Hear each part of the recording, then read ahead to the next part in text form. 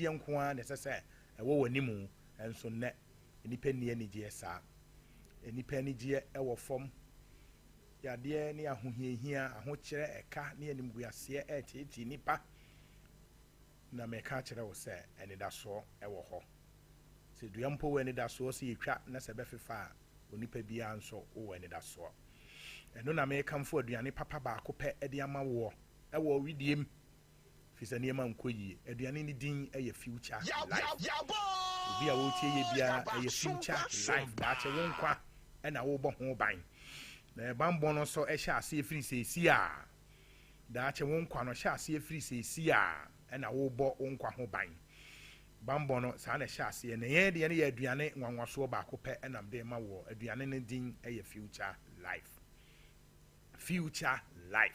na abubusa sɛ yɛ deɛn ɛyɛ natural food supplement future life yɛ natural food supplement a yɛn fancy gya so yɛayɛ awie dada nti sɛ wo nsa ka wo deɛ ne sɛ wo sɛ bi agu bowl mu na wo di nsuo mixie na ani gye sɛ mo mu sɛ bra wo die no o men na ɛpam yareɛ efiri wo ho future life ɛyɛ aduane ɛna wo die na ekura 23 vitamins and minerals 19 amino acids omega 3 selenium modular inulin dietary fiber ɛyɛ high in protein to utim sɛ aduane baako pɛ nneɛma yɛ suma gumu deɛ ahyɛ mu ma sɛ etwam nnuane mu ahoɔden ankasa na yɛ suma gumu nti wontimi mfa ntoto waduane a wowu die no dɛbɛ wontimi mfa ntoto waduane no ho efiri sɛ waduane no sɛ yɛka sɛ yɛmobɔ nneɛma ɛwɔ mu a ebi kura wisi afam na wisi afa aduane mu a wudie na aka sɛ ho bɔtɔ dɛbɛ ɛnu nti didi yie na aduane baako pa obedi ɛbɛboa wɔ ɛyɛ future life me say egu ahodo nti sɛ wo ba yɛn FDA ma yɛ kwan sɛ yɛ mo yade bi adin na emom de nim ne sɛ ɛyɛ aduane ne yɛde ma wadie na ani gisɛm sɛ apomudin bia nso ahoɔden ne gyina aduane ya wudie mu ɛno nti na the author of medicine de ɔde aduro ba wi ase de wɔka to wɔn sɛ ma waduane nya waduro na waduro so ɛnyɛ waduane na sɛ wa ma waduane nya waduro a me sɛ wobɛsese nura go nsɛm wa na no na ɛbɛyɛ waduane ɛnsɛ sɛ basa yɛ wo akora to hɔ a wɔnum nufusuo na wɔnom no ɛno ne aduane ɛde saa na akora ne nyini na wo de ɛnɛ asesa ntinura na wo sɛgu nsɛm na wo nom hwɛ ne yie na emu me ka kyerɛ wo sɛ ɛyɛ aduane baako pɛ ɛyɛ wo future ɛyɛ wo life daakye wo nkwa ɛyɛ wo future ɛyɛ wo life me sɛ daakye wo nkwa ɛyɛ wo future ɛyɛ wo life ɛnyɛ obi na ɛbɔ ama wo wo maame wo wo kora ntimi mmɔ ma wo nkwa de ɛnyɛ wo maame na ɛbɔbɔ ama wo ɛyɛ wo ankasa ɛno nti fa hyɛ wotiri mu sɛ wo na ɛsɛ sɛ wobɔ wapɔmudene ho asɛm ho ban ɛyɛ wo a ɛnyɛ obi na ɛbɛyɛ ama wo future life aduane no yɛ ahodoɔ ɛno nti sɛ wo ba na wo kyerɛ ne ya nɛnɛ meka mienu bi ne miɛnsa bi ho asɛm akyerɛ wo ɛfiri sɛ nnɛ no nsɛm na abeba no dɔɔso bebree ɛno nti ɛna meka mfo aduane baako ɛde ama wo me wɔ repair food future life repair food ɛno nti usisi ukotodwe waposo wonse nipa se wunyina nipa se wunyina utimu sɛ wonkasa ne unkotodwe no mu nkasa no ani gregre no ani nsuo no ɛwɔ mu no nyina ɛwe nti beduru ba bia no ne kasa etwi kasa ne gregre etwi kasa no ɛba saa nsuo no afiri ho na de mema bonus ba ko ne sɛ yekurum ha de obia tenase no wɔ sɔre a no de nsa asi ne kotodwe ɛna ɛsɔre o tenase a no de nsa asi ne kotodwe ɛna o tenase mesi obi yɛ sɔre a o de nsa asi ne kotodwe ɛna o sɔre o tenase a no de nsa asi ne kotodwe no o tenase de wo ye nyina saa nsuo no na wo pia no saa na wo pia no na o pia no te ɛbɛyɛ kakra no ne gregre no twi kasa no fi sɛ nsuo no nyina afiri hɔ ɛba saa ɛsɛ onya bibi a ɛbɛsiesie nanso ɛnam sɛ afiri hɔ ni nti no na ahonohono bi abam yɛfrɛ no inflammation ahonohono ebi abam ɛba hɔ a ɔhɔ tutu to wogye ho ba bia enye na wadwene yɛ sɛ mempɛ painkiller bi na menwe a painkiller no we a na adwo ano kakra ɛwɔ hɔ a na asaba na wasa painkiller na wawe nti wobɛma ho na awɔtwe no na wano no painkiller si bebre nanso uti anye ye na sɛ nipa no so wo system na nya kama painkiller no so tim de nsɛm bebre ɛbrɛw we de ɛbra na memu aduane na aduane din ɛde repair food or repair food sa repair food ne besiesie niema aseni nyina efiri sɛ nyankopɔn enuane no a ɔde ama yɛn no ye free bibi collagen eno ene wo widie mu a ewia na niema bi how na wo ba me mo aduane adie mani nyina asaba ena fei me sa wo beautiful ahofa aduane efiri se enne no sa adwendwero se ye emframa ye humio se ye aduane a ye die o se ye nsu a ye anu o de me bobo di no nse ni nyina so asai ewo man mu obi anim se nsuo de se de akwa atwe ewo man mu nyankopon kora wa ya dom no woto nsuo nkanya sa de a nka ba yire nti hunsuo a wo nom ene waduane a wo die no mframa a wo home ni nyina ye se basa brana me ma beauty food na wo huntimi nye fe kama pa me se wo hu be ye fe de se o ma ba wa bremu wo hu be ye fe me mu hu abomfia se de akodure de enye yie da bi achia na emomemu yi achia me se emu ni wo beautiful da me de ma wo eno ayensi achi ba che se de aye wo no ba be gina achire na pam ne ma afiri wo ho beauty food anti wo we de nyina ye basa na no de se wodi to aso bosomia ebe reduce the wrinkles wonim dankate wonim na ye dankate abobo apo entimi nsane no a eniema sisi mu no a wadwene ye wo se nku nam sesasra ebe boa no debe eniema abobo apa na de nku mfa so a atenetene no nanso anwumra wo ho a de egina na egina we de bra na me ma beautiful na me ma wo a obohu sampa de aduane bosome anopa bia memu odi baako na obedi ato aso besome wo bedi apa atwa photo ne fato na uduru bosome wi a sa atwa photo na abehunu se sa ma ha me ho bra me mo aduane adi aduane ne ye beauty beauty food wo ba hwe akira kwan ne tobi nedi eno na beboa wo na enu firi ho a mema life tonic dudo no eno de tete no tetefo na me keka de omu nim ne mranche ne baba we eni eni ma de kro ye bre so de anopa be ko school kura ne ye maududo na wanom na de ahurija aboso na de akọ school ho me se wo ye fono kura nya o yada efiri se ne ma wo we ne sa no bo de ne ye de tu je no ehwane ye na wo we no sa ahurija no bidie na akọ fam na ba no several purpose bebre enu nti ayese watara carbon ne ka ko yi ene ma bone afiri wo widie no na sa ma ni nyina ba abonten enu nti na me kire wo se bra na me ma wo repair na me ma wo beauty na me fa life tonic nka ho life tonic me say everyday ma ye kwanse mo yade bi adwene na mo de minim ne se wo de bra beto aduane wo kwa je life tonic ka ho na be hu se dade bi twa dade future life e ye aduane anka se wo ya top to ma mu ba bia ba bia wo bia no hwehwe ya chiri kwan eno na bepoa wo enkran ye wo Ghana Telecom University opposite abeka junction de no e wo Cast Estate fie ho wo benya bi wo so Adenta house and down eno so ye wo future life e wo ho wo benya bi e wo Asante Achem Konongo ene agogo afijase Sante afijaso menya bi Mampon ejo so ena fe sunwane akire nsua oboase takwa nsuayem ene nyina obenya bi kumawu enso obenya bi na me kire wo se freyen na yen kire wo ya so ye kase no de e wo sofolai alignment interchange no so ho wo frey no na wo ba ye de aduane ne ye ton ye nton ye duru ye ton ye aduane tibrane mu aduane ni na muaw na wo bre dodo Paul twere komatoro Thessalonica asafo no wo se mo mama nyini da de bia mo ni nye o de bia mo ni nye nanso eniema ensisi so yie sa nti wunni ani gie mo brana mu aduane ni ntimi eniema bebre every ho se ne ba ya also ho botow ya hye kase ne sofolai alignment your numbers here 0246 01 another 01 50 0246 01 another 01 50 and a number for 0242 87 90 0242 87 80 90 yeah adwuma adwada edikosi memreda freyen ne yenkyerɛw na future life de diane Yamin Kaho, ya Boakye na mutene kano from future life. Ashiye. Okay. His Excellency the President of the Republic of Ghana on the CEO Summit outlined 8 pillars. Dedikai say completing the IMF program with discipline. The emphasis is discipline.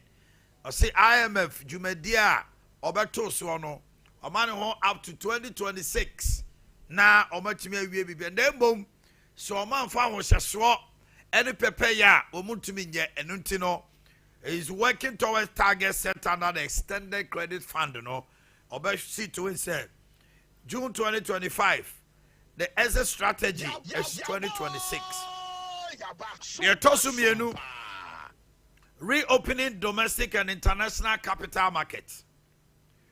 Or say they're going to reopen Ghana's bond market through collaboration with the IMF, the Ghana Stock Exchange, and local banks. Future borrowing, Mahama say, will be linked to self-financing projects by government agencies. The person watching say, KMA, Ena, omo person omo eye project biya. Obetimi ama abino ede sovereign guarantee ejina moma koje bonds oma raise bonds na omo je a adekro no omo de koye no omo bibi ti se kejetia o e self financing abani di sika ko shame enso abani tia kejetia because omo budget stores ne eto omo tia ho nyina no sa sika no ekotia ka. Yes, I can self-finance a BB to say Atuabu gas. Sompa FM. BB to say Terminal 3. Abana Jiska. And so Sikano Giano. And no Chiano Hoka. Or see a no. And as a Siano. And Kobasa Abanko Jilo Kakraka. We are MC Waterfona project. We are. Ababa Boama Resi Bond. Now they are a projector. Say store now Ubesia. Who's store new we are? Store now be tian hoka. They toss me and say strengthening sovereign funds and local government financing.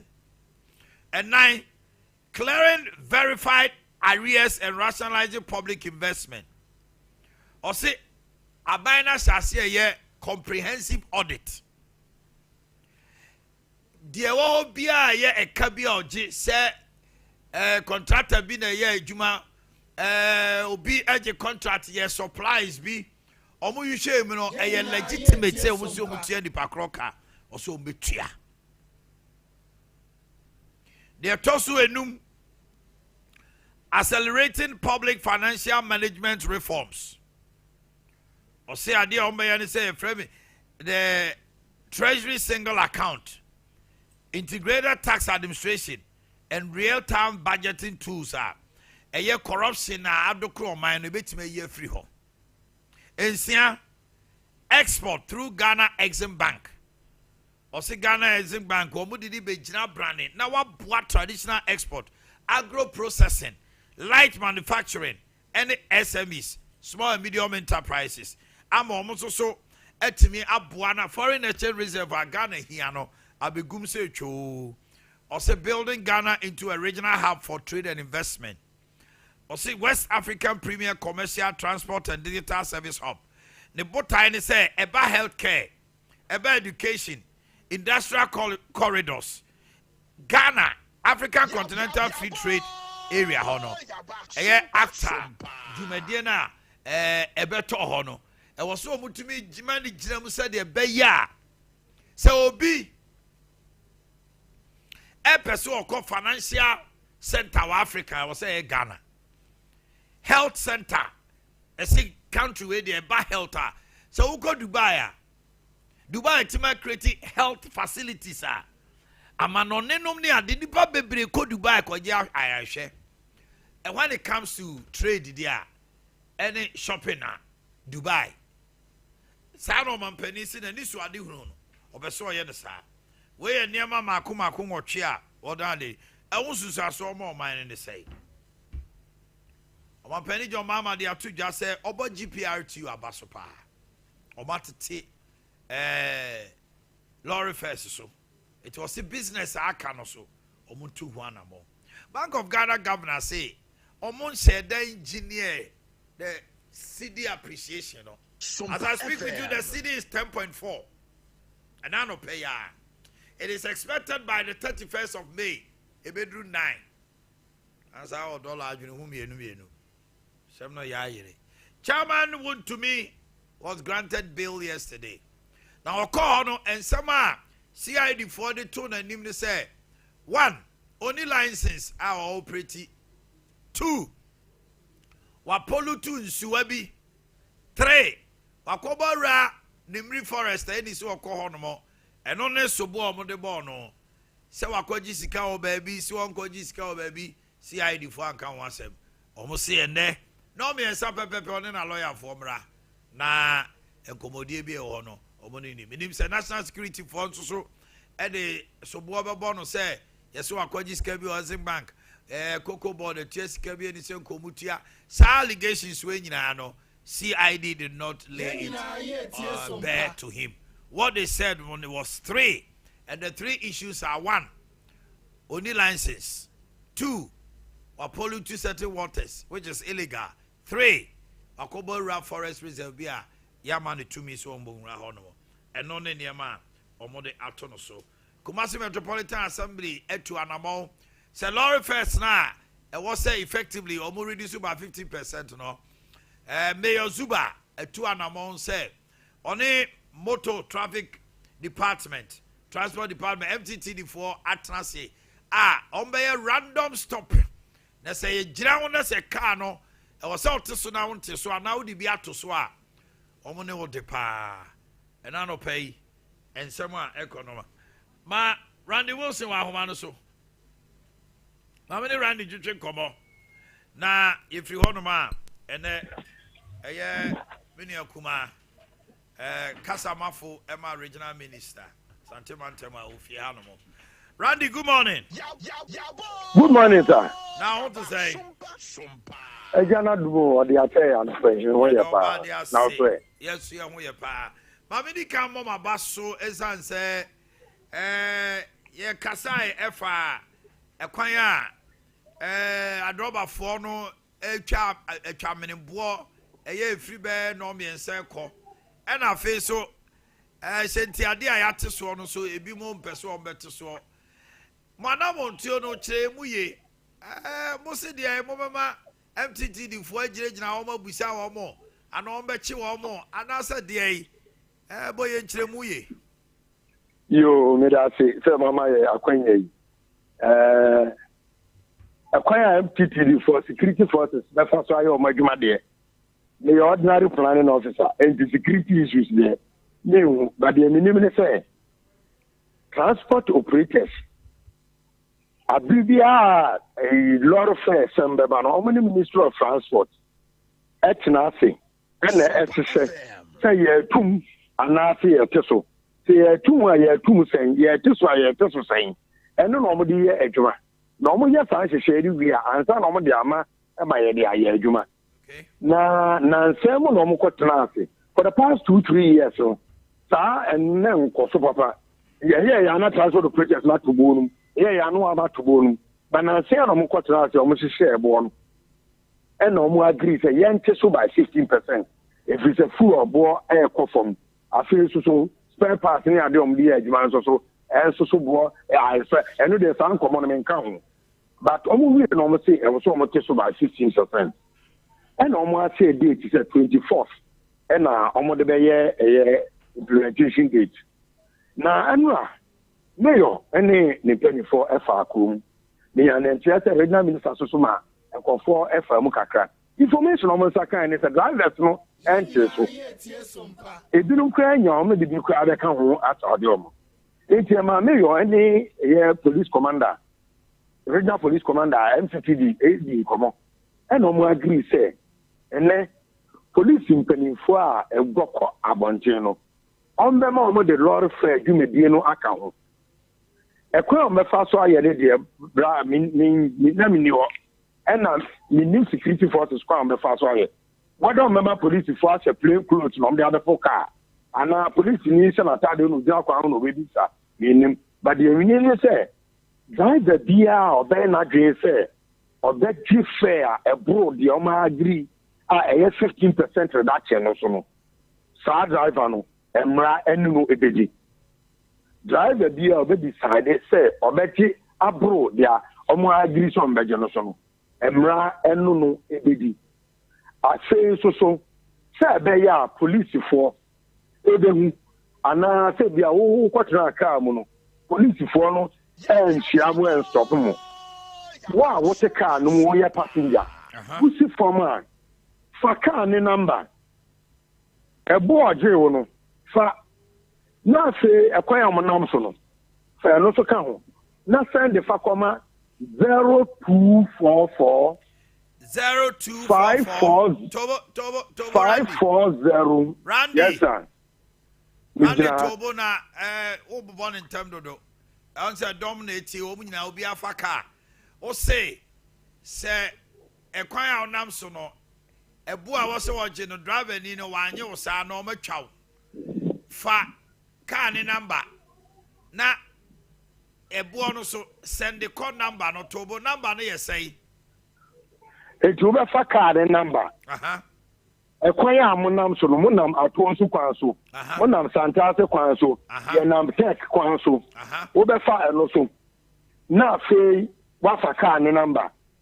Na wa ebo no agye wo no. Na wa text the call 0244 0244 540 238 238 Ane Sati mubio 0244 540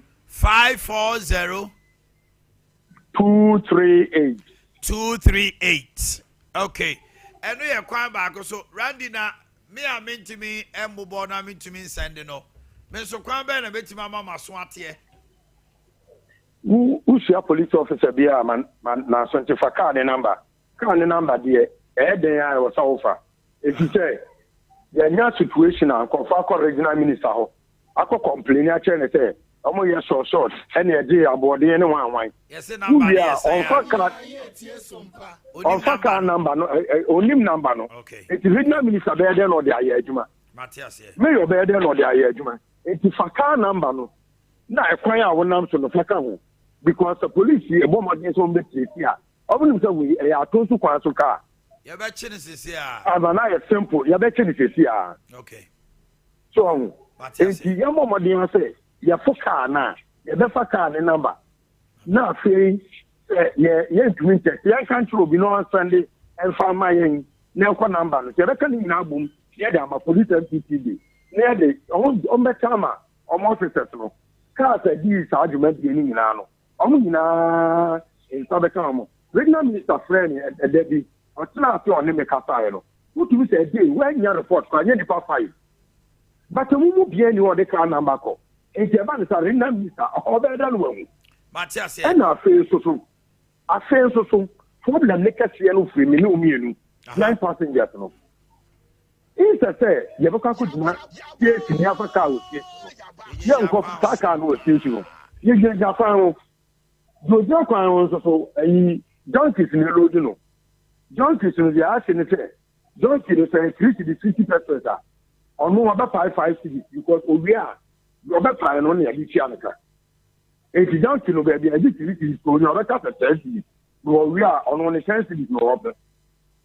And we get one coast station on no. Who do Anna say young Joe aboarding. You do aboarding via who can regional minister wa. Again, a regional minister with me. Again, a mayor with me.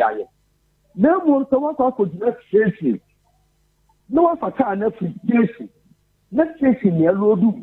Not station not to aboarding. And I'm station car. And what I could see so. No, what you were.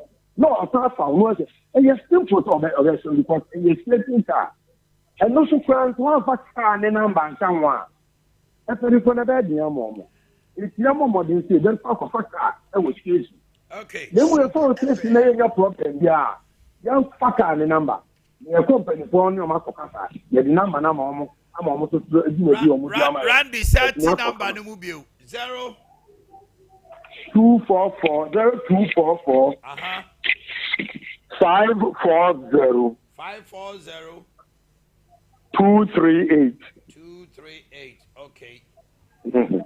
Okay. Randy Meadow say no pay. Yo, okay. Randy Wilson, head of urban transport KMB. And all the up to Jalon. Sister, for car no one. Muntie me ye.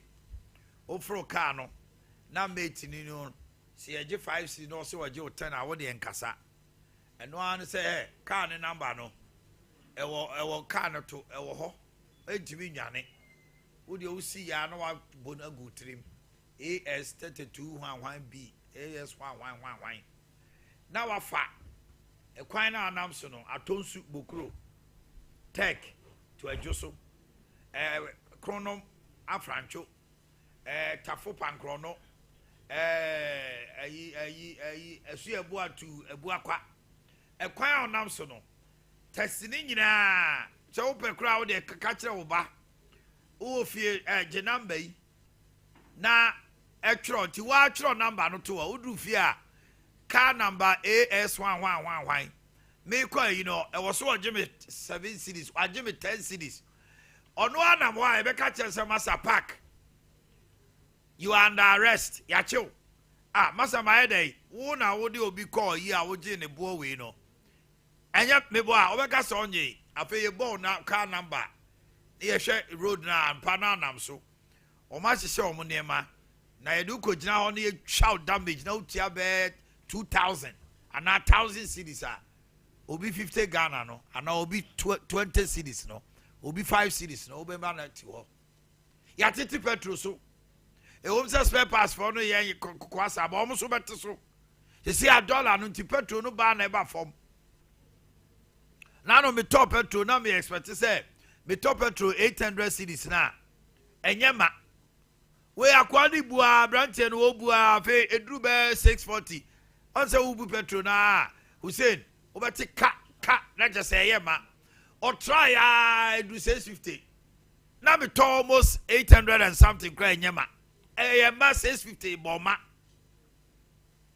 oh eti nema na basa ti u person che say sesia no diesel na otogu eswati eti no now you are getting even more profit by taking the same fare but eti so no umoka edi ba asem ni can afford it just say ekwan number ni bi me say ya grace bubo number ni gu so number ni hu hia ufro car no omoji wa de eni mate ni kasa ye chi omo huru kwan be fa so e be chi no prosi for no se esremo ya say wo ko chi no aka che say mam 200 ne ko 0244 540238 where your number when they have to just say o fa car no na say wo jiwo abua ani so wo jiwa 0244 Mr. number na de gu so no ma ya grace bu ma ne kese na enye obi an ni eni wani se wo betuma ye yi na fi okwa na ma print ne kese why you me picture fi so ma ne meto TV this screen so kese me picture na da so no nya no mu hia ti say the Sompa na the 3.1 bomb achi no mo fa mo TV ne so sa 0244 ya obetuma yi mafi so no wa print the kese 540238 0244 540238 Monsi tu say da hwa akopim say be program no number we no say ofro trotro ofro taxi na sika driver no oje wo no ebro so a fa taxi driver no ne number car number trotro number na fe road now nam so no faka ho won be che no china me catch your minion police for say this is the time to serve the nation well some rain a moment to mufo e feel say mo ye adwuma yes on be driver no na hwa no margin 200 no okọ obesa akoye bio everybody team say me ye kra na eche miam de betua mo mo so feeling the pinch of it as they are dealing with us in a very awkward manner no na bibia enkoso kama emfama ye Hussein me mo achi mo akwaba meje oso na umpom to say yakopon adom me ho ma share yen so ekosai onyame adom yaso bibia boko yes please bibia koso kama regional minister so ne na pamfo wo ho so onyame adom regional minister so no ho ye pa RCC obia ho ye kama edikan we de mechiaw na mabom abaso for jumade so nkwa mo ye de bo asante man. That's right. In fact omo ka say me say media is the conduit between the people and the government. enti senye mu a information bebre na wo hono ma wona more remote areas even wona woni remote areas na kra no omunya. That's right. But with more help no eboa ma Ghana ni bia asantema ntemu hanim sei obi ahu de ekoso. In fact, the oil is see ye mu bia kan wasem bebre, but say media and so be boom abua. That's right. Sanity na koso no. That is what we are all praying say ebeye. Enti we dey sere drivers for no. Now you know one thing be amasa hu. Omo kone drivers for no nyina bebre na so ye dwediform ma. Omo na afa ne makogu kejetia. Omo so say omo na afa ne makogu say old stock with TNT so. Omo so ntiso. And almost so percent driver for no so which is also unfair. Which is also unfair.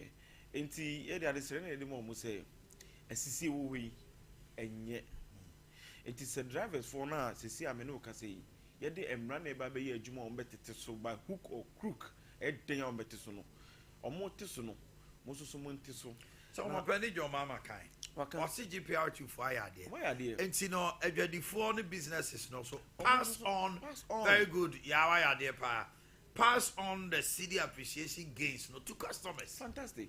You know me, I did back one. I'm a cram a buy na ya idea. GPR2 you penny phones why idea.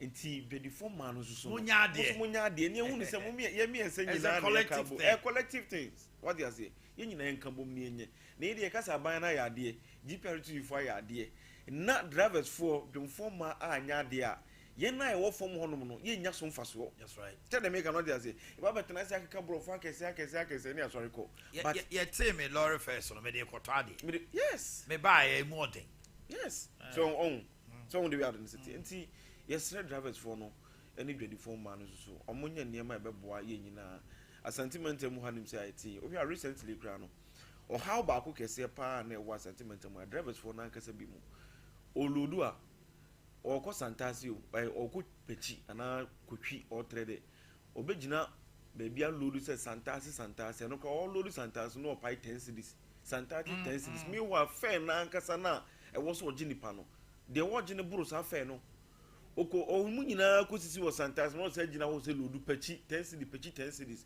enti at the end of the day no me nua no ni adwuma obanga bosumi so akakra na wonya no de o kira ade abosumi so akakra na wonya no wa budget ne ka sika wo de bekọ adwuma for a month no na mo sa the additional one as abe come at the end of the month no so ko ohia mu nti wo hwe se wo nua ko ohia mu na wo de didi na me na de bia woni ngi a enye enne me no ga se enura me ko se me ko akoto fuel we do o driver ni ba ko omo fele car na eye mawie no afa ni mate ni ba ya omo gye na omo wuso car no so omo bi nya den enka ho anije na aba you get the thing enti muso munya de ni nyina so so nya den ye ndi so mfa so anu pe yete rote kokko so asase so nana nyankwada we de medinchia kese pa e de free eye RCC eye regional minister Dr. Frank Amwakohene na so ye edema santima nyina na mo behwa Dr. Frank Amwakohene eye niema ebeboa santiman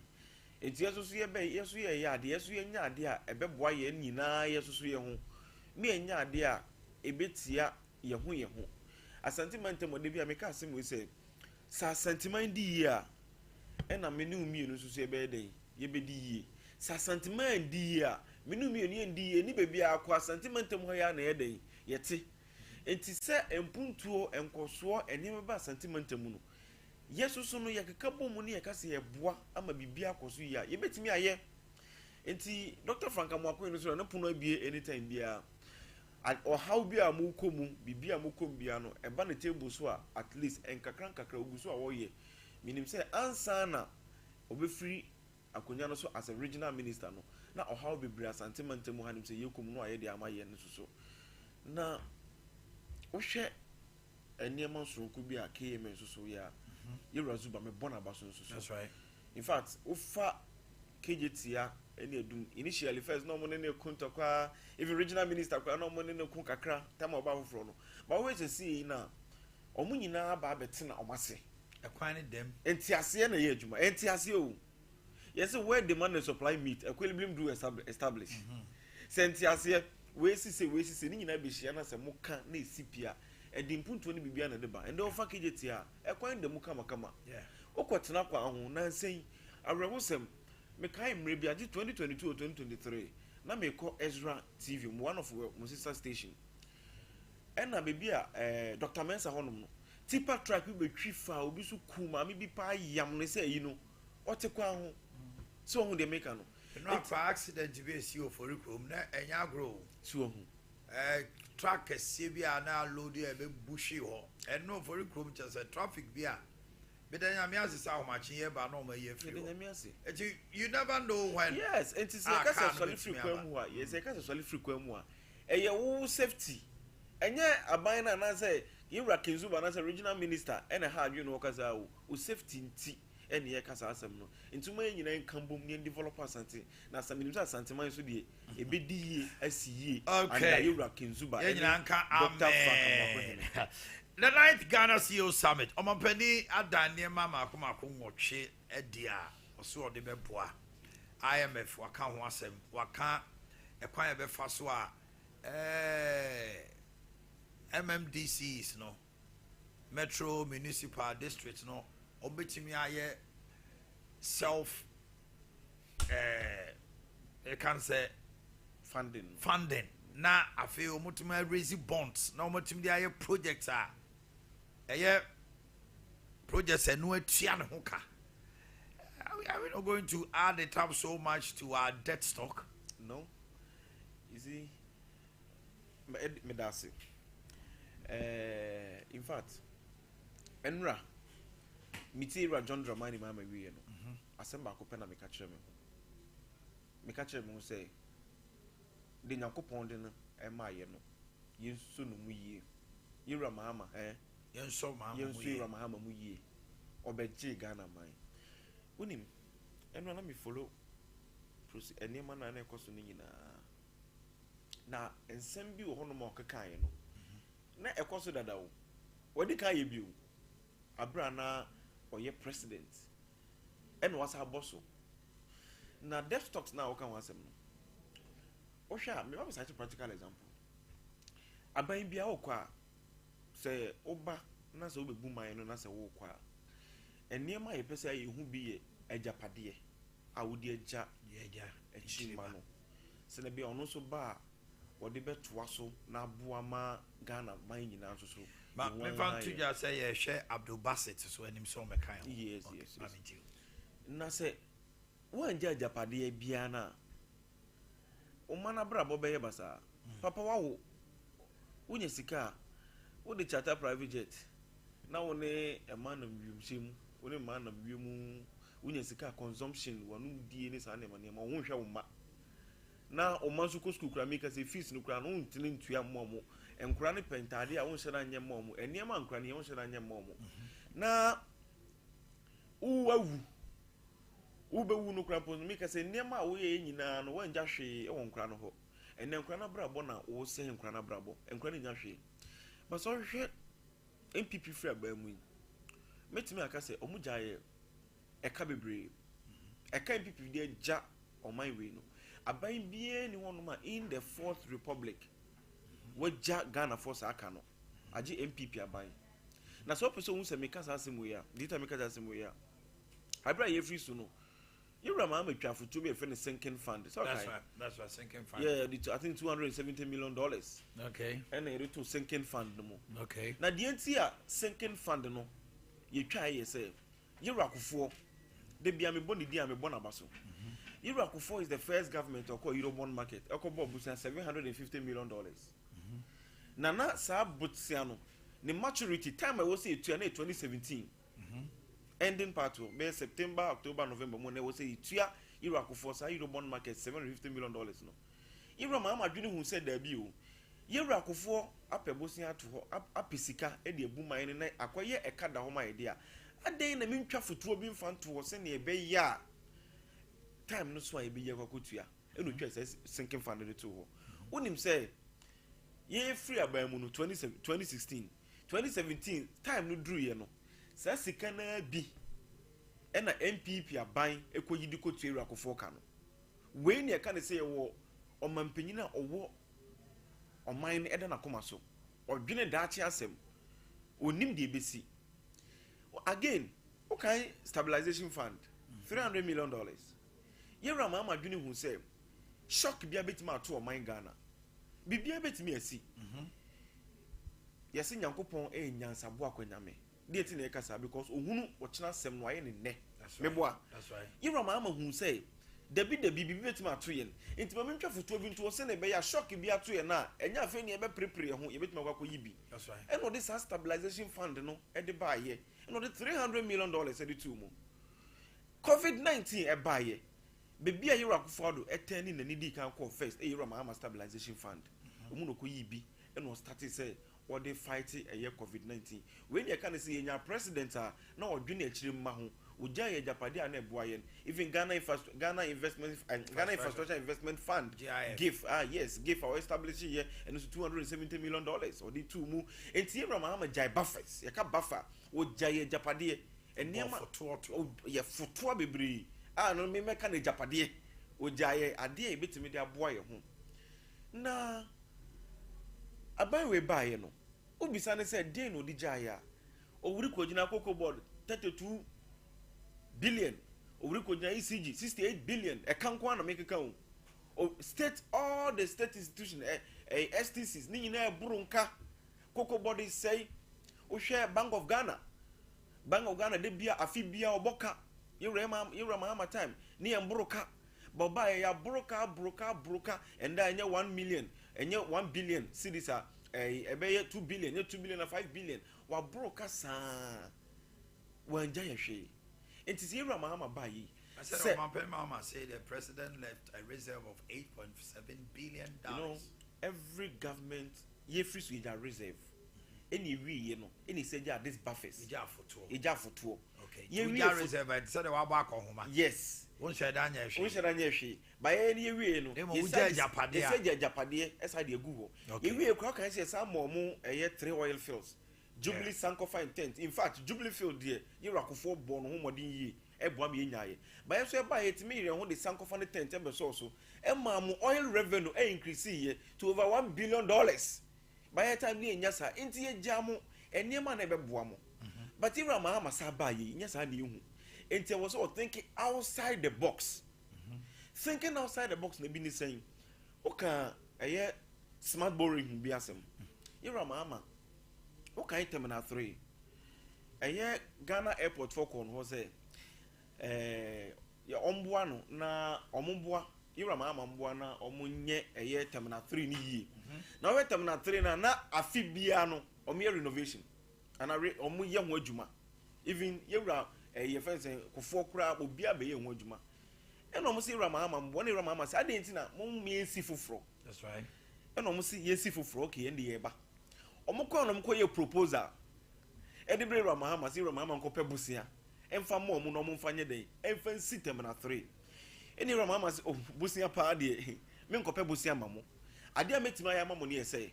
passengers levy na mo gisen omo say per passenger be na $100 any Ramama say $100 there okay $100 no me minim say $40 e call a year airport company no mu na $60 aba consolidated fund mu na buy any dia financing the budget e dey niam enti na me no ka 60% no me gibio me jeni nyina dey amamu nti $100 na moje no $100 no so check it time no so a year passengers are near for me 2 million passengers to multiply 2 million by $100 now ubenya $200 million and almost okay hey Ibrahim Mahama what man yas adwin we dia da bi yeso be boa ma se woni so ade hunu we abamu and no first sika ya no mo de cost standing banks akese ekodi ko to mo no say hey da bi we ni so ade hunu papa ye be boa ma ye de mo so ma ye and na me no kasai terminal 3 na Ibrahim Mahama CC honum no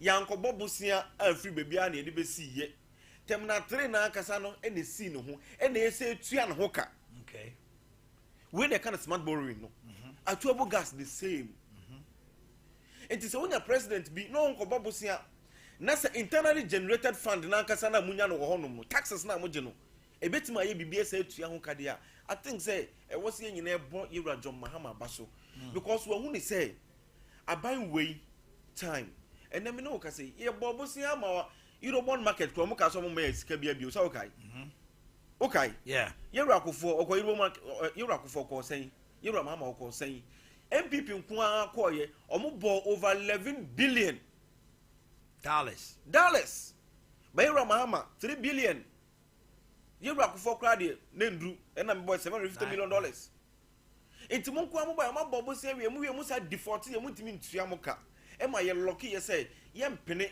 e ma mo beje sika wo ho bio e bi si da in the Fourth Republic e under MPP ni hu sa na ma no eni Euro ma ma e ka asem bi say o hwe Ghana ye sika sem any the way a eni ma se ko no ade a o hwe a o ya e be boa Ghana for pa ye say ende we DC wo na ngasa no do this assembly common fund ye dey eba but there are more IGF internally generated what fund this and man say project bi na mo be ye project na mo ankasa mo make sure say at least ebia ye ne tisetem na 3 ye no ye be ye na etua no ho ka wonim say yes and man na ye be dwene aban ho bebrebe no ebe wo form kakra okay so wonim say because aban no ebobu sem bibriba the moment our debt stock kosoro no e wo so hu say ka bibi de kirewo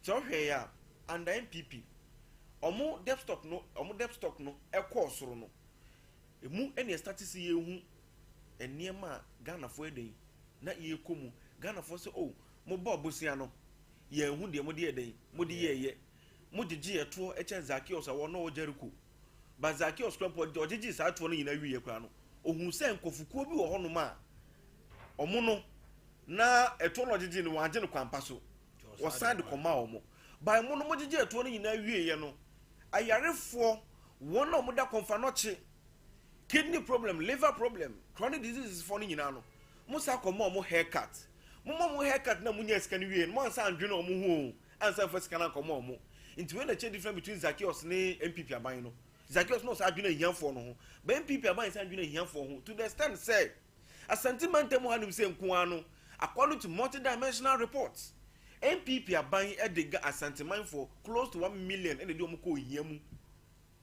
so hu de make no Ghana hanim say close to 850,000 Ghanaians according to World Bank and MPP aban do ko hiamu kanu krewu Fourth Republic what is asem ni bi da Euro akofo what ibiza say we could afford nipa close to 1 million or more sentiment temu hanim say sentiment mo hweso to abama MPP mutimi na 1.7 million vote wa you could afford the close to 1 million akon hiamu entimi de bia make there is difference between MPP way and you could afford MPP you could afford no join sentiment hu yes we ta kodu a no yi nimirika be MPP aban we die me kan okra che so no mo nwene Ghana ye ho enti summit ya era ma koye ye nyina no eye Ghana ye hawa ye komu mu eno opeso ye niema ebe boa yen other than say ye di ani beto say oh ye buy na buy na say niema nyina wie ye ntimi nya hwe because of say ntimi nya hwe ni ntino o pa che say ntimi nya hwe ntimi nya bibia ma Ghana for na da bi discipline ra ma kan no say me fe be discipline no wo ka kwesi mbizu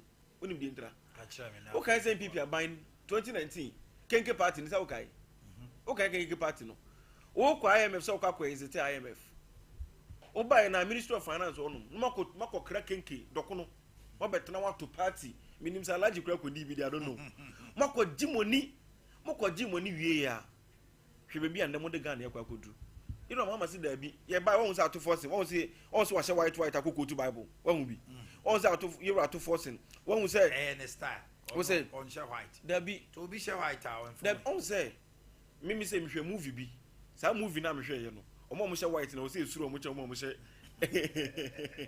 she black no yes serious as na make a movie no title fin Piccadilly arm robber aya ko hwe Nigeria for movie Piccadilly say movie no be hu the American na se che enti prudent measures na e de begu akwam no aye wura to force de gu akwam no eno na e boy ne me no ka say enra deputy finance minister so ti asma no ka o say Ghana anim say cities na ekọ form no eda form no ekọ form dollar na ekọ form na city ni nyane no enye bibia o eye because of eye pragmatic measures fiscal discipline monetary policies yetimi putting in place and aboma sa ne mani nyina de ekoso o hwe gold board so ne ma obai ono so ye and eboa emane de ekoso in any other case reserve na be before ka say no na eboa man yi no me bisa wo say wakoto kraman edna befie na kraman de bi odafie onwe bibia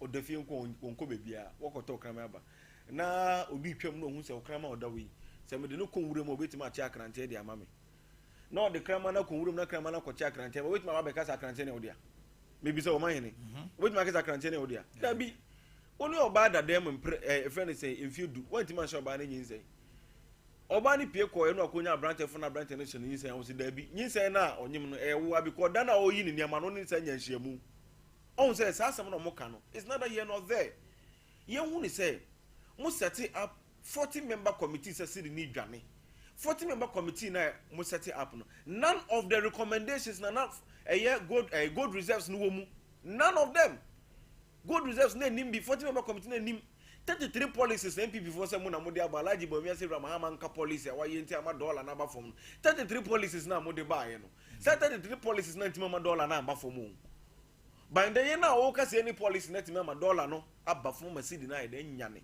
enti Ghana fom mo boy Ramahama aba so ye de say be discipline reckless spending ye nye bisad ne da your discretionary expenditure non discretionary expenditure o share the discretionary expenditure na Ramahama na ka say oh okay well they met me yearly say one matete me minister so aba 56 no first na 120 no o share minister bi here if say V8 2 million cedis 2 million by 120 na say 120 million cedis titis kan 1.2 trillion Ramahama say there be matete so Ramahama okay say Ramahama crack catching up point is a first class sir a control no mu tu kwan ya no mani gi omo ho we appointee we FC wonti no wo de okwa de okotwa first class no say say man de tinton tan and on one kasa press setting as example say enema e wo se mo ya e de boa o man Ghana no se mo anye na se mete se Ghana ni bi complain say wo see you why say ameye oden. So how do you answer that to the private jet Ghanaians are raising concerns say ede Nana Jane ebaye? Fantastic, I like this question. What's Ghanaians and Ghana for you now MPP for na is MPPs are Ghanaians. Oh, but you know what? When you were in opposition, you were complaining. When MPPs, I can't say complain. You said you were Ghanaians. Fantastic. Let me if an MPP person speaks, he's a Ghanaian. Okay. Let me. Why the private jet? Couldn't it have been any other flight to Ghana, or it's probably simple. Ghana's presidential jet? It's simple.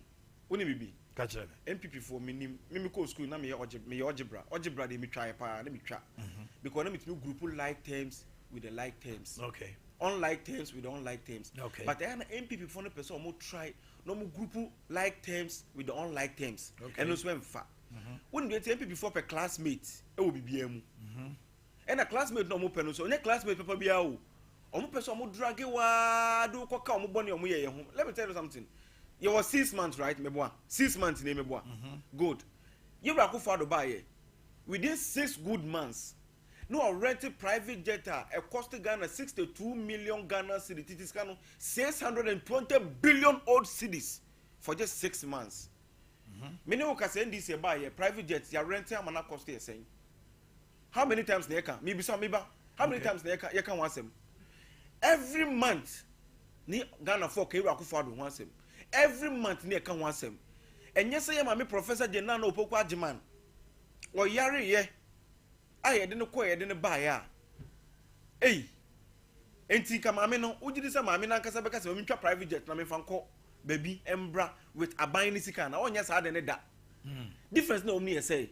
Yeah, by 6 months, ni, Mamma, only trip. I'll call ye, Yari, or Yari, or the buy, or Cohen, or Yari, or the buy. But you're a Kufado.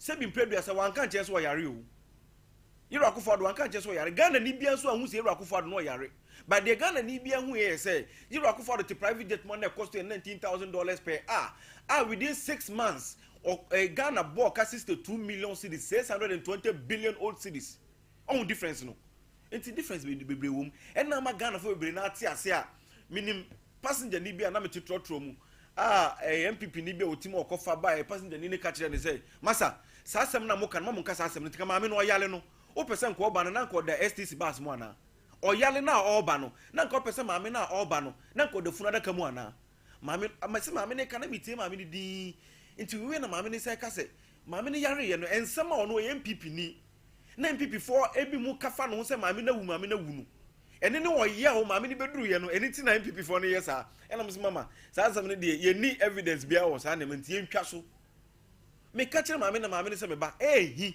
maame ne yare the private jet akwakosa no yare na waba yibra akofo ado no onyare yibra akofo ado bibie no na ha no but na ye ni gie na wo so oginani e ma national security minister be ka kire ye die nti a yibra akofo ado na o charter private jet a okopake kura na wana bia no na mo je $19,000 reasons no de ba any nyina no Ghana for and toss our reasons no o say one private jet yibra akofo ado tim no se wo hwemu a onya bebi nya refreshment ne sa na ma no security wise mu no ensada nya prudent e ma o so me use but yibra akofo eto fa ko $940 million awo kai yibra akofo fa ko 900 yibra akofo gentle giant ono ogina ne na so kura no enum no tena ye yibra mills ba enum no tena ye yibra mahama ba enye enum no tena ye enye enum no yibra mahama tena ye that's right good yibra mahama ba we even time man na ewo ye de akosi ye kwakọ ye ho adwuma because of say what fault ye de call say mo ko repair I even kura no military for mo hwe ye aircraft no so ba botin be kan de ntia enunu ni hanum sei ani yibra mahama started so using a private jet a yen nua de I ni enu kura chi no be ka kire say o me ka no kura kire say Ghana mboka wo ho Ghana ni be no mboka wo ho e na tam ni opposition kura no me na me ni MPP fo ni bi mo mu kwa yi kura na ye wura Ibrahim ama private jet no eni bi na no mo de ko ntidien mame nko Abdul Basit ho akwaba na umpom to say bibi aboko em say watie nkomo no a mapani jo mama nkomodie $sem ka akobedie ene utie Husaina you say eni se mokasa wo se mokama no tum mama o man no akodin nhwere enso mo da so kasa mame tie pa cho me da wase anapai na madanya nkupo so ase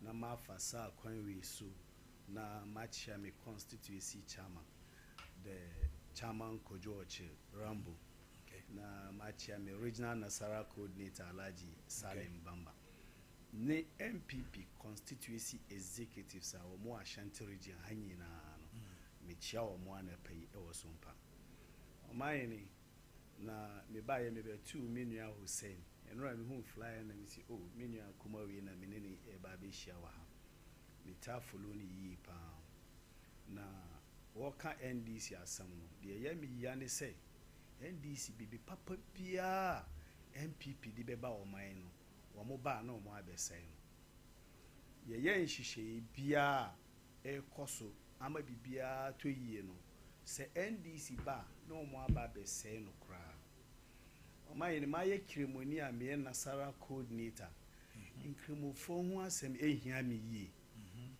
because NDC ya debi ya anka enye nana doni Dr. Baomia anka nkremofo a ye wo Ghana akra na haji na ye kono wo maka no anka ye ntimi nkobio obe kai say 2016 NDC efri abemu no omo a hajj board leading by Alaji Tanko omo free abemu no Omanhene omo jai ekama $7.8 million ewa hajj board Omanhene enu echi ya mananso a womo kono womo ji nipa over 400 sika womo antimi anfa omo anko hajj no enu nti ema one agent bi Alaji Black o Nima ne office o the hajj board court manikoji judgment debt because waji ni sika more than 1 year want me and funding crop for no anye den anko hajj Dr. Baomia ni Nanado baye ena omu se nkremofo ye hu hia nkrofo na omo anko ne enye omo mfum so eye NDC amambo boni womu nhihye ya anko yie nti na ama nkremofo a omo kwakosum nyame e wo maka no omo antimi ankosum Dr. Baomia ni Nanado epushi sika ewom eboa inkremofo a NDC fo gi wo musika o mo anfo o mo anko no e ma o mo ko hearts no Omanhene wo mo nyina ko over 400 o mo agiska ne nim de o mo de ye na 7.8 million so a car den apart from that you 500,000 judgment debt na board no swafa but nanado eboa say ye bebo modia ama bibia atoyi I say make me no ka say onim say haji nhihye ya ewo ewiase bibia no ukọ Saudi Arabia wo mo hajj terminal eno no akwe annually no afi bia amanfo ba enti ukọ Jida wo mo 3 airport biggest airport ho because Jida ho no ena e bibia wo mo ko hajj no dudo na efa enti ukọ hajj wo mo hajj terminal wo mo be den ufa ho umfa bibia obia den efa enu nti ema yehu say hajj village na ye ho no e wo asisi ano hard village a temporary structure ye no ye ntimi mfa entu ye ho so say aviation pe hono a omu ba be ye omu djuma die no omu be di omu djuma omu be yi afiro ko banesa ene e be firi ha na yakọ ha ene e be firi ha na yakọ ha enti hajj board no any Ghana aviation service no omu ka omu ti bu hu say ene ye mpe bebi na ye nsi permanent hajj terminal Emma Haji for said a beer afibia no ye will be beer ye bet. Alaji Mustafa Maslow. What it's now far radio ha. Eka say NPP, any NDC, NPP, any Hajj board no yake tiabum aton Hajj village na my investor. On nanso na inshishe pa eda ho no. Na ye si structure no ama Hajj for no said a beer ye na ye ho be toye akoye permanent high. So man penny by akwa adia no war starting no and who say sa mama what in throne e start because what he hard task force no wo mo call maka e ba ye no first thing I'd call is though the be kind say hard for your jaika or hard board meanwhile e cano no wo cano e NDC for ka o mo jai no dada no yan na mba amantia yan fa bianka ho hajj for mo amutu a musika over 400 no ye de wo ko e wo mo na jai wo more than 400 okay wa ji nipa 400 sika say udi ni ko baby nipa no want me amfa na nko sika no nso nye den enio busa wo say kwan be so na e fa so ma wo mo ye den e ko e eti omoba abampani ba okokate sword for a hajj village and I make say we dey intro na share say because na hajj village ni ye si dada okay e ade a ye si dada structure no yina ejina ho ukoye no okokate sword no e wo compound so ana na structure e den e wo ho chese djumadie no e ko na ehu hia se wo be ko ho okay kra na adekurenta media asem ya abane say yanhwe yi a NDC fo yi wo mebe sajai ka e wo hard a task force no e de amaye okay because inshishe ya o mo baye no John Dramani mama baye hajj no na 750 million was see what 130 million old currency 13,000 what percent increment for whom ehin han o mo na o mo eya sampa na ade no krasama ewo muni say hajj no enye nhye makremoni bia o anti de obetima ko say ne wa aban ate so a aban aso masene de obetimi akono nso no hadith ni si lemanista ta ile sabil unni tumia because nipa no unru say obekọ hajj na o force o say obekọ a ukra ye boni na wo ye ema ho okay enti say presidency wate so based on politics intia and no resource na urban since say sha asie e court amalia amanfo sha asie etu wo mo amudi kan ko Madina pe wo mo ana twitwa wo video ba social media so say treatment a yedi ma wo mo Madina no enye Omanhene ubehun say ufri Ghana ha ko haja udi hard board echi a unya du Saudi Arabia pe ye beje o passport ye je o passport wi a ye wo bibia ye frɛ no sook enu ye permit a utimi di nam krumo sa unni sa permit na bebia untimi wura bibia on be chew even hajj dwumadie no kura wo kwa agodi wo ho no untimi nko ye bebia ye frɛ ho mina arfa ho na dwumadie na ankasa ho unni no sook na untimi nko me ka sei wo mu a wo to free tamale up to ne ebin mo maka me ka sei wo mu ni sa no school wo mu hyedem a wo mu ntimi ye den because say ya chiwa ye be deported do akɔgye da deportation camp unless say wo embassy beji wo ho because unkura passport bi a ɛkyerɛ sɛ miyese de ehun wo be ka enro echi ye deported Ghana for enum from Maka wo mu a hajj board edo wo mu koy ade a ehun wo mu sɛ misi we mu wo mu sai ade because untimi ma obi ntina play mu na wonni visa na okra fake visa obi ayusu na odi akomaka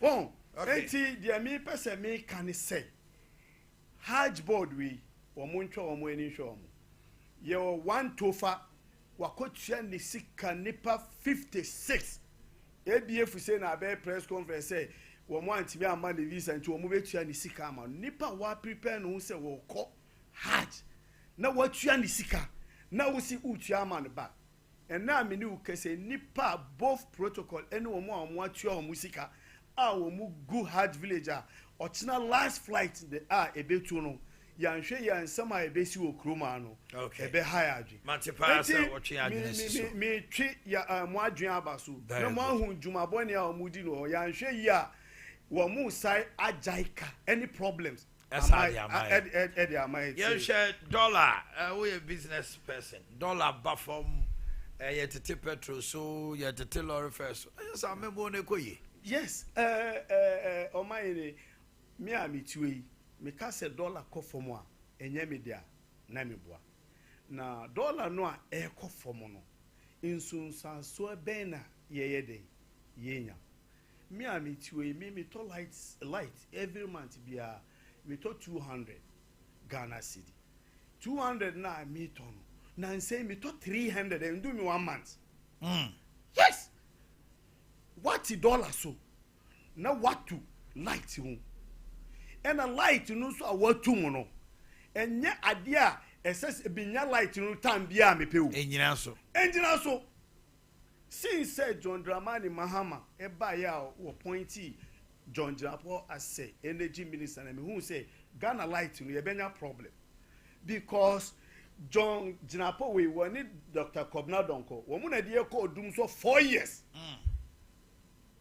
ade a wo mu ka kire ni say wo mu de ko dum so no wo mu si entua sika bebre na enya kanea ye tua nso a ye nsanka kanea no ana ye nsaka ye tina mu 4 years and a side adwuma we ye de e share ni nsa ada edi share ni nsa pe and o sha se twantro say aka 5 days fuel nko na Ghana 5 hours rather na Ghana na ye den ya dum kra who start afa de ye fra wa who pe bibi aye den afa we kan say last week was by say wo mu nya ska to free enye sa wo mu benya of the whole Ghana we mu ntimi mbu o man wo mu ntimi manage the excess wo mu ye ni say wo mu kobusa na na do ni energy minister kwan ya wo mu fa so 8 years no wo mu ma kanea esi so businesses echo mo minua wo zongo asesi ai wo ye laundry wo frame wo si shewu mi say ade wo say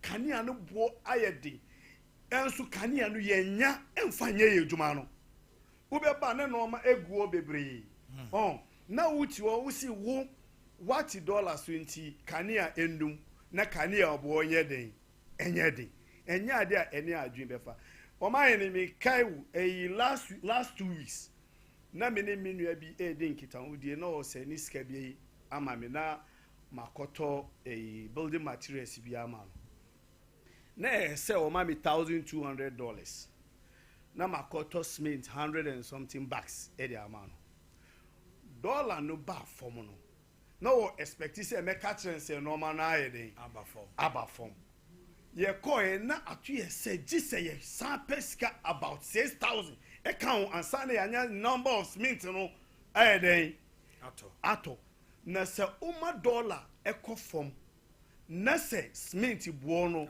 e wo suru dollar e ko fom na cement ni ye den e ko suru a mfa so be na ye nya no e wo ma e reality upa ko e kire ko busa maame no aburusan wo e wo ha ko busa no yes cement no wo ho oh enti ade a me pese me ma ye nyina eti ase ense dollar no ba fom a eboa nipa but NDC no wo munye wo mu a esese eji wo mu di yes NDC wo munye obi a eno na me tie governor Bank of Ghana governor na me tie na asem pa na o kase modi mo na omu ye enye artificial be enye sisi na o kikane insam enu kre John Dramani Mahama the president woko share AU for e ka kire omu se dollar no a ekofom no enam obrapa MPP abaye no ebo ya wo mu jai reserve maye no ama wo mu de wo mu nsa abo eyinu mu na wo mu nya dollars e de ayeden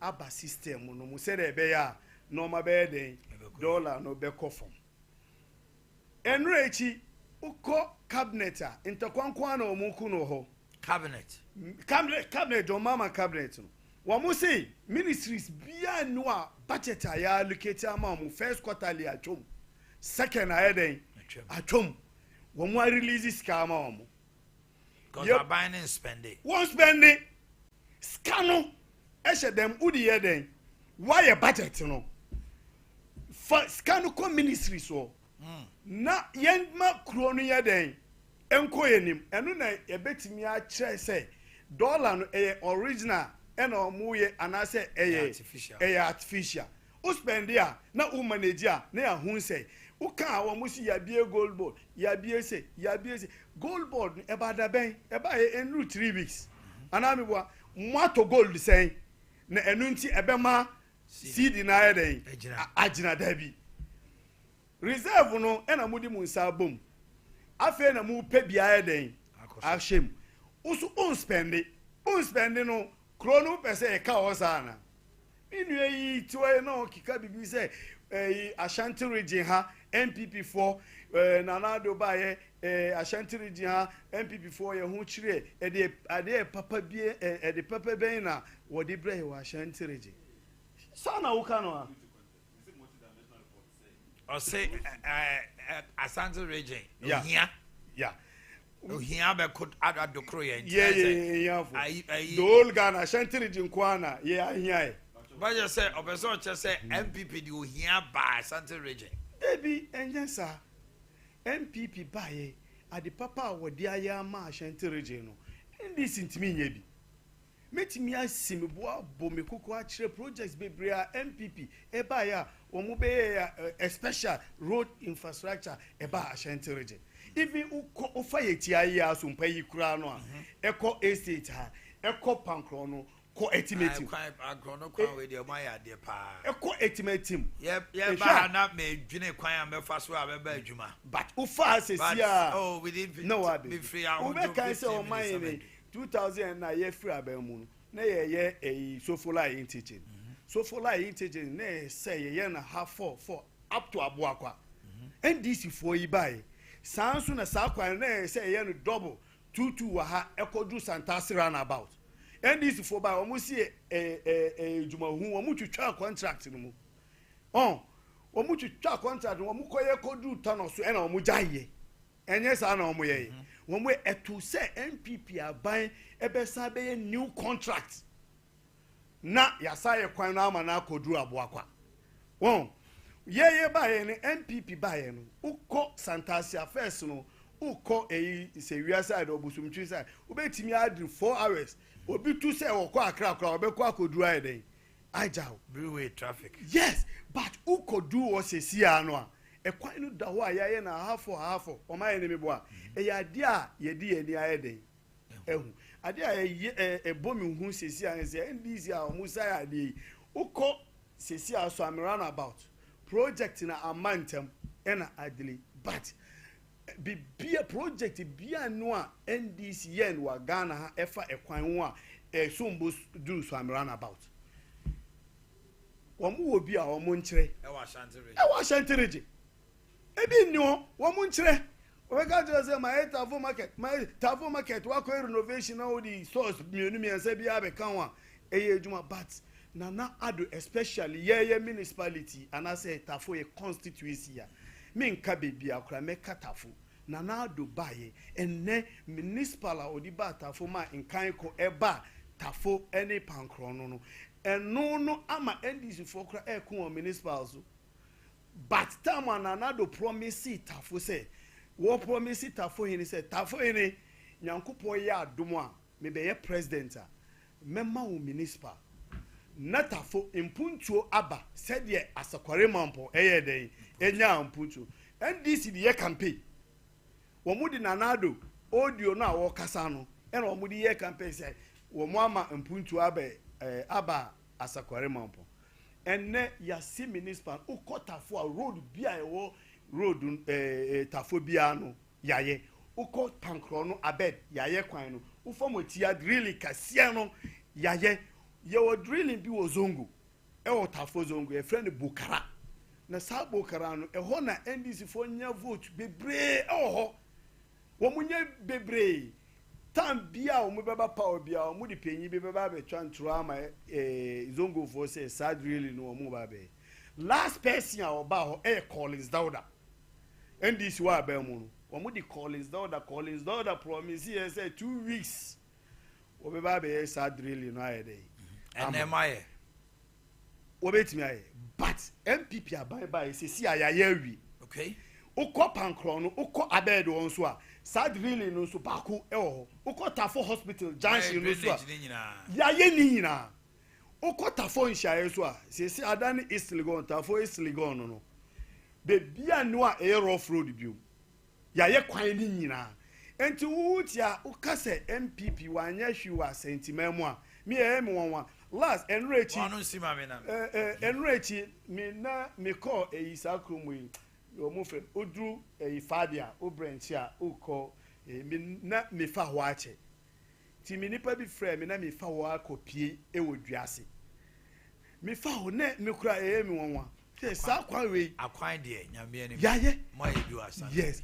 enti aban bia ba ye Ashanti region mo aye bo Ashanti region adwuma ye ma Ashanti region esumbu esin o da woni a o hwe airport said the airport digital airport no ye kosi no voltage MPP ye de o mo betimi aye bia wa Ashanti region but no kuria sama make catch o mine ene ya minuti MPP de high ni say party ma any form for omo anhwe any asodi meba on chain Ashfom catch anopay say your one-stop shop for all your home soft furnishings. Yeah, introducing a wide range of new collections of products to suit your homes, hotels and organizations. Here, a good quality mattress helps reduce pressure in the body and promote deeper, refreshing sleep. A perfect pillow will support your neck and align your spine and muscles. Now, Edino ye ash foam, your beds and mattresses, pillows, bed linings, mattress toppers, mattress protectors, duvets, curtains, and towels. A wide range collective of fluffy bedroom accessories. Phrase 0556 579214 0556 579214. Ubo huya showrooms ro Kumasi Mall, Santasi Tafo Ahojo SG Mall, main office and a Melody showrooms or Kasi. Any ash foam depot, you can get all these wonderful items. Ash foam, feel it, know it. Yes, toothpaste and toothbrush, you treat a siano pay. Kaiso is total care toothpaste, a preventive germs that brings cavities. After 2 decades, plaques, as you say, a bit free animal, white memo, sinai fita. Now, hairback toothpaste, also ama widening. Brushes like Prince, Princess, Monarch, Duke, Duchess, and the kiddie brushes, and quality China Penichi, a Yas toothpaste, Yas toothbrush from Leicester Ghana Limited. 21st clinic, a 9-way money a wall, Oba a yard, a bracano. bra na yɛmfa afidie nsisi wo nipadua no so yɛmfa massage machines ahodoɔ na yɛnyɛ wo lab nyɛ wo scan yɛwie a yɛnka nkyerɛ wo sɛ abibiduro kan no yɛtu wo sciatica na se afiri hɔ 21st clinic we are the sciatica experts. Give us a call on 0540 311 311. Afei the Franks Hotel. A standard class hotel with a royal customer service. You treat you sa this young casa. Now ba you free breakfast. Also, you know, the Wi-Fi no 24/7. Executive rooms, standard rooms, and a normal rooms. Restaurant no 24-hour. And they say, Obu on Mabeko Hotel be idea Sompa the see restaurant about time upon. The Franks Hotel 24 hours. And I do 2 a.m. crowd up and Quedi Bekabiam Wadi. The Upebia, it was spacious car park, it was beautiful bar, drinks are who do it now. And as Sompa so ye event, the Franks. You have a big compound that bet be your event. A year no be out so a party be wedding engagement outdoor the Franks. Frey 0549 582 099 0549 582 099 and 059 5371 597. Time herbal mixture. Malaria drop backo a time. Your time HS mixture capsules and so. What the other sober momodina. Na what enya time HH mixture capsules. Every man come on winding. Tunum time herbal no. You're good to go. Emma malaria encounter about time herbal. Open those support to 0244 4176669. Afei Donek Ayamemedro Donek herbal mixture male vitality. Premature ejaculation. Bema time. Ukom paswa who defending meme nyina wo wiase. To want to my mom actually, I won't queer anymore. 2 minutes now, I was saying, I don't know. I'm ranting and see, I was here at the Morocco Parliament. Near the Parliament, it's not near, she say. We are Bema now, no, but she are meeting to do also do on so and son was sorry. At the end, they said 10 minutes, who we are. Why we didn't accept? And I 2 minutes, 5 minutes, and a bear man and Wajuma or Town, such as I know, or Cheddar. Just see, I any day. There was a parliament, they can say, having sex with a woman 10 minutes, you have satisfied your godly work. No, you were now, and no, sir, which how we have to neck premature ejaculation, erectile dysfunctioning. Immune system no akofom ebepejamu brain function ebeye djuma moja bedi mo frisane o do so tentem onum do neke to betwa fresh 0246 727 677 0246 727 677 afei ahotoso pa eye Jabin Rabanka Obapa loan scheme, Jabin Rabanka. Small and medium enterprises loans, Jabin Rabanka. Udiane se wabe Jabin Rabank. We are committed to our customers. And no one say I want to super upe fixed deposit. Usika kesi and the father to and si no a dosopo afe loans I did my man so yes home.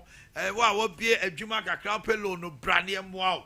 Frey, it was 0271 409 340 0271 409 340. Uber we are just so born you team on Roman Hill magazine super team from a shiny addition. Your headquarters a jumping. I've 360 capsules and the Dawood ointment. Unknown capsules no now the ointment did you cheat now why a dame send me coin me ya ahotutio sasabro me sisi unya Dawood 360 capsules and ointment up. And one no that would have our hospital was a yasan so yes also so a just crapper 0244 886437 0244 886437 Kenjin and magic drinking water a ensure a what calcium magnesium potassium iron a body pediano binds to say the kama etibomodna say ubenya Kenjin and natural drinking water, your liver, your heart, your kidney, and all the organs will be protected. And 8.5 alkaline water, no acid. Bomodina or Breman UGC and Tafuni Road and Abawa Route Junction. Your number is 0241 449191 0241 449191. I was here for your 12 Medina so Eddie Amamo I say almost see I'm in kind messages in the kakra. Yeah, Grace, just almost to share messages no part the wow. I just any kind of baby. I free a channel on why. Aha, monya messages no I'm for say almost sending messages are mankind and also the woman. Okay, and now I am Madam Rebecca Usu Omanhene of Asokwa Makion Church of Pentecost. Now what that? Happy birthday from Akosia Somwe Japan of Sompa. Mr. Felix Kofi say from your mate who was 80-year group.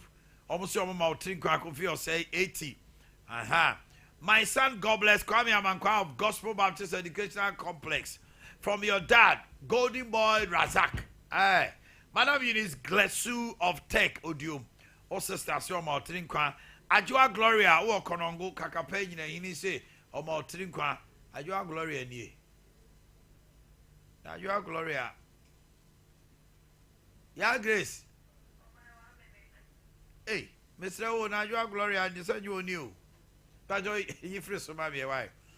Ajua Gloria, ha. I pay Rex for the Usu. Oh yeah, Julius Sompano the way aba. Dr. Santoa of Medina Police Station. Ukunu ba or so Trinkwa. And Honorable Frank Adusi Poku, former DC of Asap Esunafo South. Oh, Frank. Okay. He's one of the crew, one of the panel members of Kasa was Sompa. Frank Adusi Poku, Esunafo South District. Former DC, Trinkwa, all the morning show crew, we say happy birthday to you. All right. We said, my memory won't change you. You were 6 minutes for each person. Mami starting free ho. Quick one. I think the allergy, I can't say maybe I was saying Buana Kakra. It's 9:19. Yes. 80 by 9:25 you wrap up. Okay. Make it a IMF document. We a page 71. Table 2. Conditionalities now MPP for Komuno. Na baby on my almost a PURC for no on quarterly adjustment of tariffs. Electricity and water every 3 months. Yes, every 3 months. That's good. Right. Now over publication we say is also here from Ghana Web. Any day on also okay any. It is a MPP ni be make a statement where na me yabebre because so when him someone am the buyer there is no way say was a court na baby ka say John Mahama and as NDC e buy no ye de ya bet to electricity bill we had him say was say IMF conditions till one case JM conditions o one case John Mahama conditions say IMF conditions electricity tariffs to go up by 14.7%, water by 4.2% from May. Or can say JM condition. So I say IMF condition. That's right. I ain't for the IMF no. MPP. Number 2.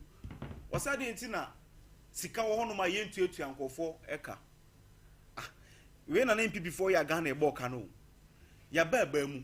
We are waiting for the Auditor General. Won't they say Finance Minister kata asemna? Say Auditor General or the audit ni nyina ba. Asa na start here to ya omo contractors for ka. Wona bind omo ka start to omo ka. Enti mu de mobile mu say sika na mu de mo nya sana na mo ye. E was say for process mu asa na ayeden ya ye.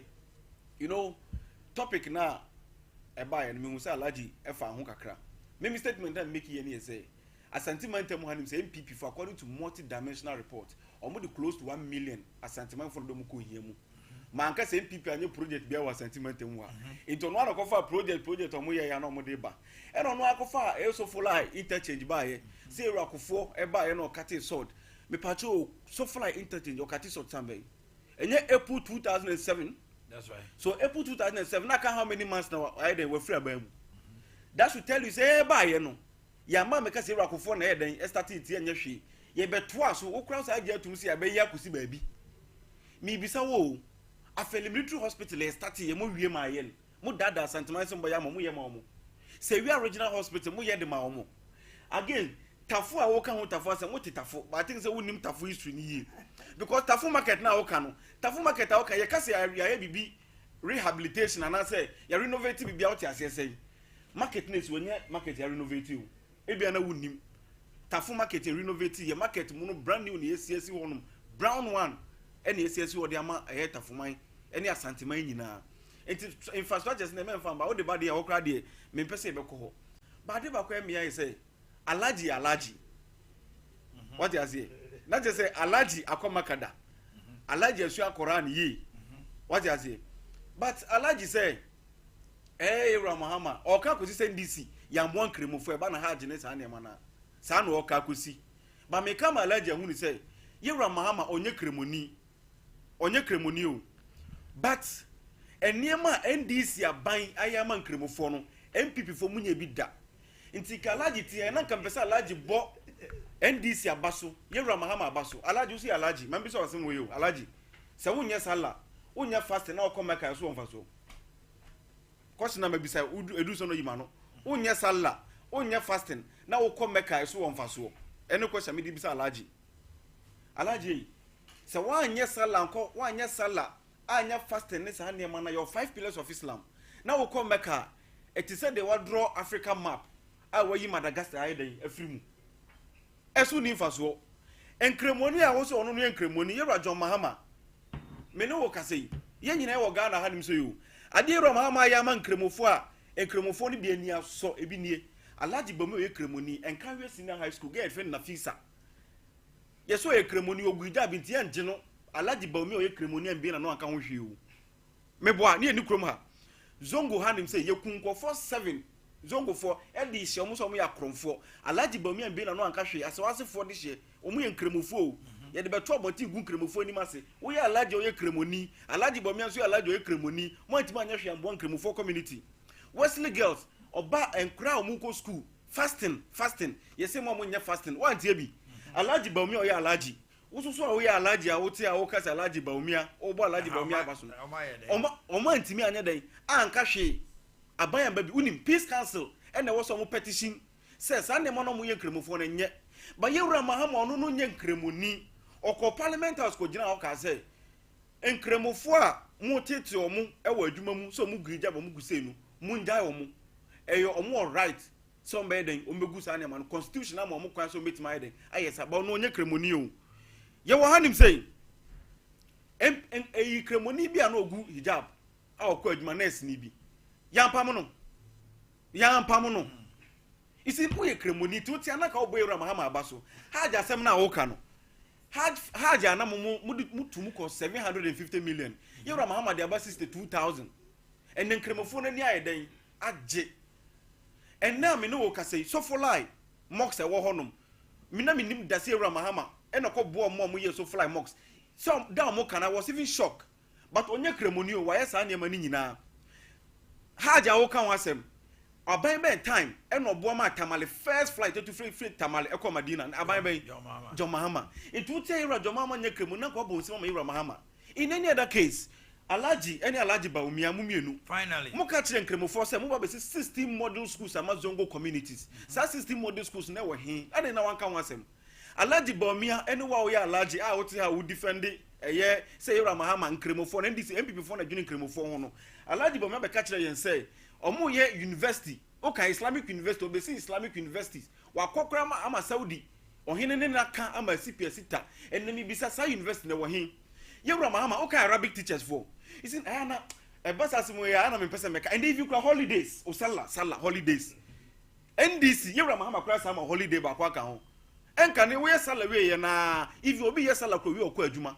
we ye sallah we na ade cha okọ adwuma ye Ramahama si da bi ji wa home alaji bo ye Ramahama abaso onye kremoni na odwene kremofo mo ho wa we ye kremoni die na we ye de ma zongo community okay alaji me da si watu aprepreja amentio answer na me ko side o wo kan tariff no a ye de etu electricity ye NDC promise Ghana ye ho kire kanea bo eni insuo bo wosoro wo bo ba on beti so na wa ba na wa to 14% na o si enjoy wo na unko just like that adia no IMF condition na e won unhweye unni background no unnim se sanete we betra aka chem say IMF condition what to electricity mu ye ho kire ye to lighter ye bre Omanhene yes sir asama mini okay Inkremofo any